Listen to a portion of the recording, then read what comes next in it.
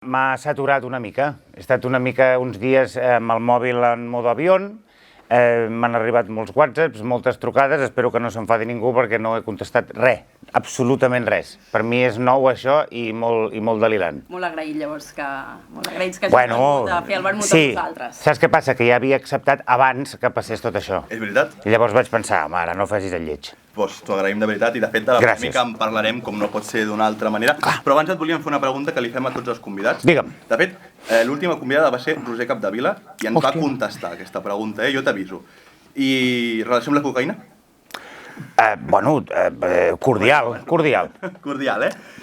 De fet, et volia preguntar una altra. Relació amb el Departament d'Esports de TV3?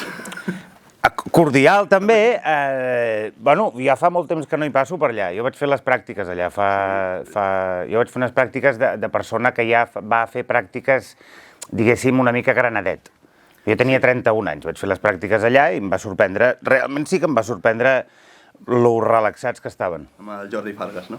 Sí, amb el Fargas, també el teniu per aquí, el Fargas. No. Va, ara sí, Joel, comencem ara de veritat, Per la sotana. I el primer que volia preguntar-te és, si tu, un grup d'amics que els agrada el futbol, et diguessin que volen dedicar-se a fer un podcast i parlar de futbol com vulguin, quan vulguin i de la forma com vulguin, tu què els hi diries? Ara? Que m'ho diguessin ara? Sí. Doncs que ja n'hi ha un de podcast que fa això. Busquin un altre nínxol del mercat. I tant. No, que ho facin, però que ho facin per divertir-se, perquè molt probablement no s'hi guanyaran la vida. Però és que últimament hi ha gent que ens pregunta, hòstia, és que hi ha gent que vol com reproduir el model que nosaltres, de xiripa, diguéssim, ens ha anat bé, però no crec que sigui una cosa... O sigui, crec que som l'excepció, diguéssim, més aviat que una possible norma. Crec que és molt difícil que en un mercat tan petit i un tema tan concret, diguéssim, que un podcast funcioni fins al punt de poder-t'hi guanyar la vida. I a més, com tu dius, que ja n'hi ha una i que a més és molt important. També he parlat d'aquesta gent que et podria preguntar això. Clar, La Sotana és un podcast setmanal, però realment ha acabat sent molt més que això.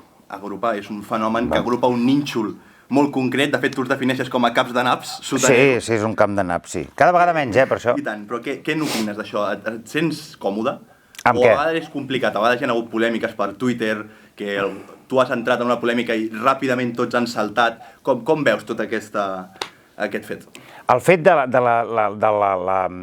la significació que té La Sotana, vull dir, doncs bé, a mi jo n'estic molt orgullós, perquè és un programa que fem, diguéssim, al marge dels mitjans tradicionals, sense publicitat, i per tant no tenim cap mena o sigui, no hi ha ningú que ens pugui condicionar els continguts, ni absolutament res, perquè ho fem autoproduït i autorealitzat. I això m'agrada molt. Pel que fa a les polèmiques que generem, doncs, home, nosaltres no som burros i ens adonem que cada vegada que generem una polèmica pugen els Patreons, que són els mecenes del programa.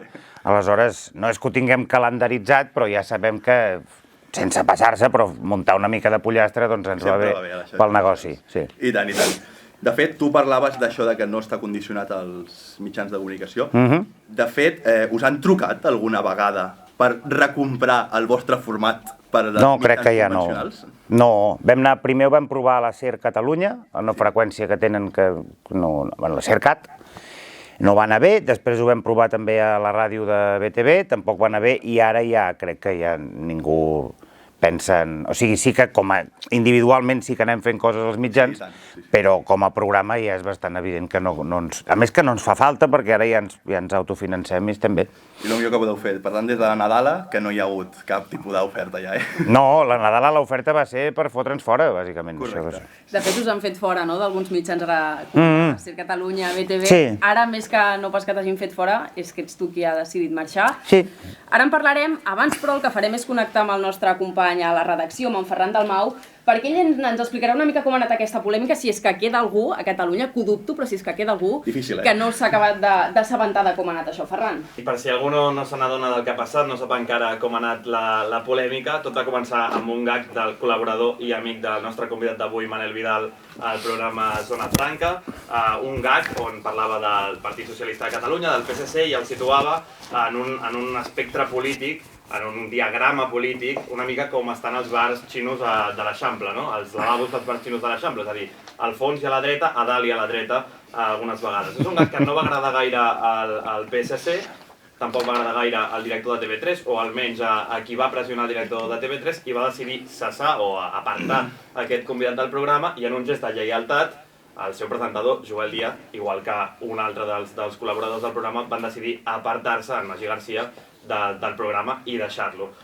Aquest gag va generar moltes reaccions, fins i tot algunes de gent que pensàvem que ja era morta o que havia desaparegut, no sé si la podem veure, per exemple, d'en Víctor Font, el candidat a president del Barça, que ja no hi era pràcticament a les xarxes, va tornar a aparèixer per donar suport als que l'havien entrevistat en el seu moment a la Sotana, i ara tot això ens genera una incògnita, que és la incògnita de qui presentarà el Zona Franca. En David ens deia que potser ho farà en Víctor Amela, no ho sabem, però és la gran incògnita que té ara mateix TV3, si seguir endavant amb aquest programa o deixar-ho aquí tal i com està. Em vaig espantar una mica, i de fet quan va acabar el programa amb el Manel vam anar a fumar un cigarro i vam comentar, hòstia, que fort que hagi entrat això. I mira, el tema és que el guió del programa, des del principi... Bueno, us ho explico? Sí. Des del principi, des que vam començar a treballar amb el programa, amb els guionistes i amb els seccionistes es va treballar d'una manera molt concreta, que era, vosaltres entregueu el que vulgueu, però heu d'estar, diguéssim, conformes amb la idea que això se us pot retallar, se us pot modificar, se us pot... Bueno, que podem fer amb el vostre guió el que vulguem. I tothom ho va acceptar, i el Manel també ho va acceptar, i cada setmana el guió del Manel es retallava, i se li treien grafismes, o se li modificava el guió, fins i tot se li eliminaven coses. I aquella setmana, doncs, el guió del Manel va passar tots els filtres, que són molts a la tele, i per tant, quan el Manel va entrar al plató a fer la secció, ell anava tranquil perquè sabia que el seu guió i els seus grafismes havien passat tot el procés de validació. Resulta que aquí la va cagar moltíssima gent i aquell grafisme va entrar. I llavors TV3 va prendre la decisió equivocada de fer fora la persona que no era responsable que aquell grafisme, en el cas de no poder-se ensenyar per TV3, cosa que jo no hi estic d'acord, però en el cas que no es pugui ensenyar, el Manel no n'era el responsable. Com va ser el procés de dir, ostres, potser ara a mi em toca plegar? És que des del meu punt de vista no em van deixar cap altra sortida mínimament digna de la manera que va anar tot. És a dir, això va passar un dimarts, el dijous em van dir, ei, que no em van proposar de negociar ni res, em van dir, escolta, que el Manel va fora. I això va ser el dijous i el dijous s'havia de fer un programa. Llavors jo em vaig reunir amb el director de continguts de TV3, que és el Cristian Trapat, vam tenir una reunió molt llarga d'1 hora, en la qual jo li vaig dir que si això no s'ho replantejaven jo segurament fotria el camp. I el tio em va dir, bueno, calma, tinguem paciència, no ho filtrem enlloc, i que la cosa, tenim 3 dies, de dijous fins a dilluns, que tenim un altre programa per negociar i per parlar a veure com ho podem solucionar. I m'ho vaig creure, el problema va ser que al cap de mitja hora la pròpia TV3 va filtrar-ho, el que a mi em van dir que jo no podia dir res i el Manel tampoc, ho van filtrar ells. Llavors, a partir d'aquí, això em va suposar ja fer un programa fent veure que no havia passat res quan ja ho sabia tothom, etc. I a partir d'aquí, doncs, durant el cap de setmana ja vaig anar veient que de la manera com s'havia comunicat la decisió jo no tenia masses opcions. Per tant, aquell programa, el programa que es va emetre aquell mateix dia en el qual no vau dir res, allò es va gravar quan ja se sabia que el Manel era fora. Sí. Això, nosaltres fem un fals directe, com el que feu aquí, i es gravava cada dia a les 22:45, i a les 22:45 ho vam gravar. Hi ha una cosa que vau comentar a Twitter vosaltres també, tant tu com després també en Magí, que és que al final no deixa de ser un privilegi, no? Poder posar els principis per davant d'un sou, per exemple. Les Mercabanda, Twitter ho hem vist, no s'ho han pres de la mateixa manera. No, les Mercabanda estan enfadades, amb mi no, gràcies a Déu, vull dir, jo ja he parlat molt amb elles, però sí que és veritat que, clar, la decisió que jo he pres, l'he pres precisament perquè tinc una altra feina que no vaig voler deixar a principi de temporada precisament perquè preveia que podia passar això. El Magí també té una feina a l'Està Passant i a altres llocs, fa col·laboracions, i evidentment en l'equip hi ha guionistes, hi ha gent de producció, hi ha les de la banda, hi ha molta gent que no té, que aquella feina la necessita. I jo estic fart de dir-los que tenen tot el meu suport i si hi ha la possibilitat de seguir fent el Zona Franca o alguna cosa que se li sembli, jo vull dir, remaré molt perquè allò funcioni. Per tant, tu t'ho veies a venir, que això podia passar? Era un miratge realment aquesta aposta? Bueno, jo creia que això podia passar. No d'aquesta manera que ha passat, però jo creia que sí que podia passar perquè jo tenia molt clar què volia anar a fer a TV3 i què no volia anar a fer a TV3. I a mida que anava avançant el programa, que amb